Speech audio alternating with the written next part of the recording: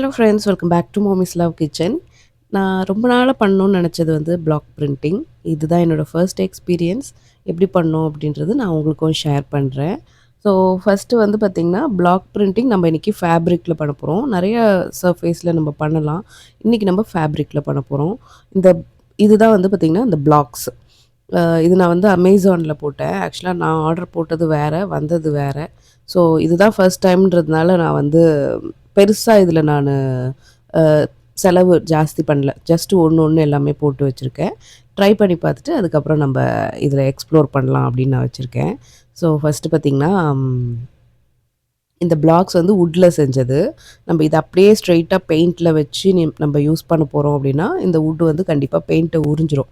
அது உறிஞ்சிட்டுனா அந்த வுட்டே கொஞ்சம் உங்களுக்கு சீக்கிரம் கெட்டு போகுறதுக்கு சான்ஸ் இருக்கு. ஸோ அதனால நாளைக்கு நான் பண்ண போறேன். அதனால ஃபர்ஸ்ட்டு யூஸுக்கு நீங்க வந்து இந்த மாதிரி கொஞ்சமா ஆயில், நான் வந்து நார்மல் குக்கிங் ஆயில் தான் எடுத்திருக்கேன். அதுவும் இந்த மாரி ஒரு பிளேட்ல போட்டு கொஞ்சமா ஊத்திட்டு, இந்த பிளாக்ஸ் எல்லாத்தையும் அதில படுற மாதிரி போட்டீங்க அப்படின்னா, நீங்க அப்படியே இப்போ நம்ம ஊத்தியிருக்கிற அளவுக்கும் நம்ம அப்புறமா பார்க்கும்போது அதோட அளவு அப்படியே குறைஞ்சிருக்கும். வுட்டு பார்த்தீங்கன்னா, இந்த மாதிரி ஃபுல்லா உறிஞ்சிருக்கும். ஸோ இது வந்து ஓவர் நைட் இப்படியே வச்சுடுங்க. அதுக்கப்புறம் வந்து பார்த்தீங்கன்னா, நம்மளுக்கு வுட் ஆல்மோஸ்ட் ரெடி. இதுக்கு மேல வந்து உங்களுக்கு பெயிண்ட் இதில உரியாது. அ அதனால அந்த பிளாக்ஸுமே உங்களுக்கு நெறைய நாள் உங்களுக்கு உடையாம, சிப் ஆகாம நல்லாவே வரும். இப்போ நம்ம யூஸ் பண்ணுறதுக்கு முன்னாடி இத நம்ம ஜஸ்ட் ஜென்டிலா சோப் போட்டு லைட்டா சோப் போட்டு வாஷ் பண்ணிக்கலாம். இப்போ நம்ம தொட்டு காமிக்கிறேன் பாருங்க. ஃபுல்லா வந்து ஆயில் உறிஞ்சிருக்கு. இப்போ நம்ம வந்து வாஷ் பண்ணியாச்சு. நெக்ஸ்ட்டு நம்ம பிளாக் பிரிண்டிங் பண்ண ஆரம்பிச்சிடலாம். இது வந்து ஃபேப்ரிக் பெயிண்ட் இது. உங்களுக்கு வாஷ் பண்ணாலும் இது போகாது. நெக்ஸ்ட்டு நான் வந்து இந்த பிளாக்ஸ்க்கு மேல பெயிண்ட் அப்ளை பண்ணணும். அதுக்கு வந்து ஜென்ரலா ஸ்பஞ்ச் வச்சு பண்றாங்க. நான் அத வச்சு ட்ரை பண்ணேன். நான் வேற ப்ரஷ் தான் யூஸ் பண்ணியிருக்கேன். ஸ்பஞ்ச் எனக்கு அவ்வளவா ஒர்க் அவுட் ஆகல.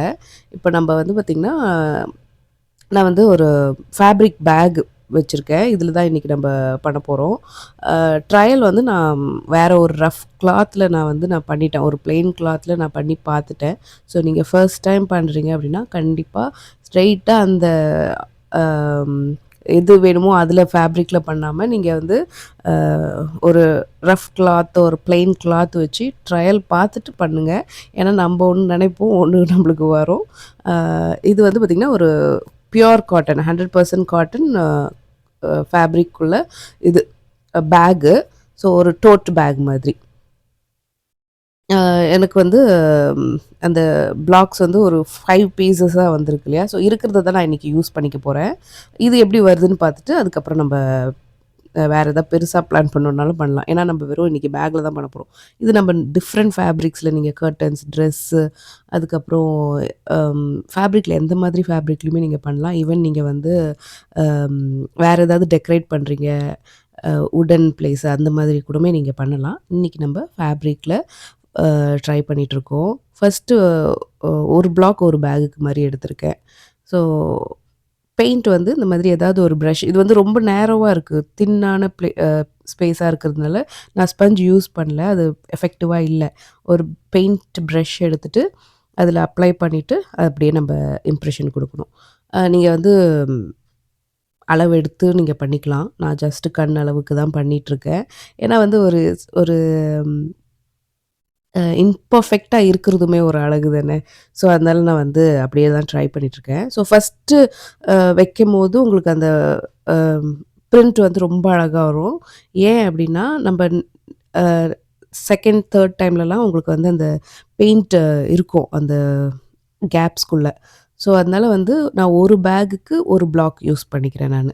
அதுக்கப்புறம் நான் அத போய் வாஷ் பண்ணிடுவேன்.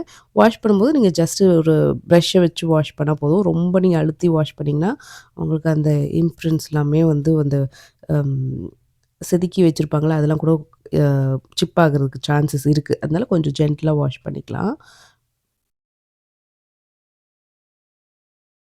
நீங்க ஒவ்வொரு வாட்டி பிரிண்ட் பண்றதுக்கு முன்னாடி அந்த பிளாக்க அ கோட் பண்ணிக்கணும் பெயிண்டால.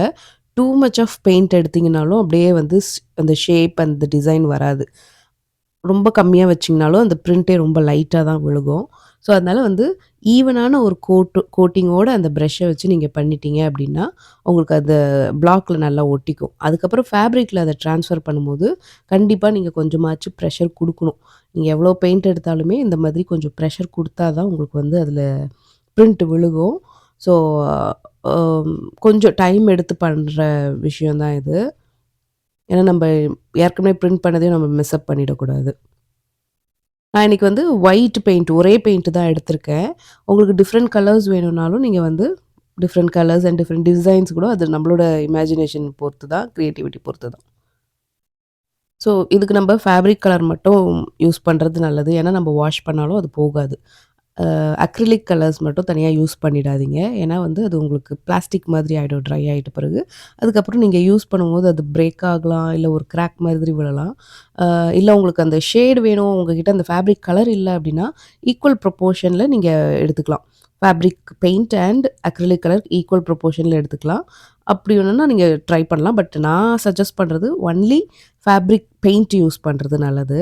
ஸோ இந்த பிரிண்ட்ஸ் எல்லாம் பண்ணிட்டு, அதுக்கப்புறம் 24 ஹவர்ஸ் இத வந்து அப்படியே டிஸ்டர்ப் பண்ணாம அப்படியே வச்சுடுங்க. அதுக்கப்புறம் வந்து நான் இன்னைக்கு இதுலயே ஒரு குட்டி ஒரு சீக்வென்ஸ் மாரி நான் ஸ்டிட்ச் பண்ணியிருக்கேன். எனக்கு வந்து பிளாக் பிரிண்டிங் தான் இதில வந்து மெயினா தெரியணுன்றதுனால, நான் மிச்சத்தில ஃபோக்கஸ் பெருசா பண்ணல. நீங்க வேணும்னா மிரர் ஒர்க், பீட் ஒர்க் கூட நீங்க பண்ணிக்கலாம். டாசில்ஸ் கூட நீங்க வச்சுக்கலாம். அது உங்களோட கிரியேட்டிவிட்டி பொறுத்து தான். இந்த வீடியோ உங்களுக்கு கண்டிப்பா பிடிச்சிருந்திருக்கும்னு நெனைக்கிறேன். நீங்களும் ட்ரை பண்ணி பார்க்கலாம். பிளாக் பிரிண்டிங் எப்படி பண்றதுன்றது. ஸோ இந்த வீடியோ பிடிச்சிருந்துச்சுன்னா, மறக்காம நம்ம சேனல லைக் பண்ணி, ஷேர் பண்ணி, சப்ஸ்கிரைப் பண்ணிடுங்க. மாமிஸ் லவ் கிச்சனோட எப்போதுமே இணைஞ்சே இருங்க. மாமிஸ் லவ் கிச்சன நீங்க இன்ஸ்டாலும், Facebookல கூட ஃபாலோ பண்ணலாம். இதே மாதிரி இன்னொரு வீடியோல உங்கள சந்திக்கிறேன். அதுவரைக்கும் நன்றி. வணக்கம்.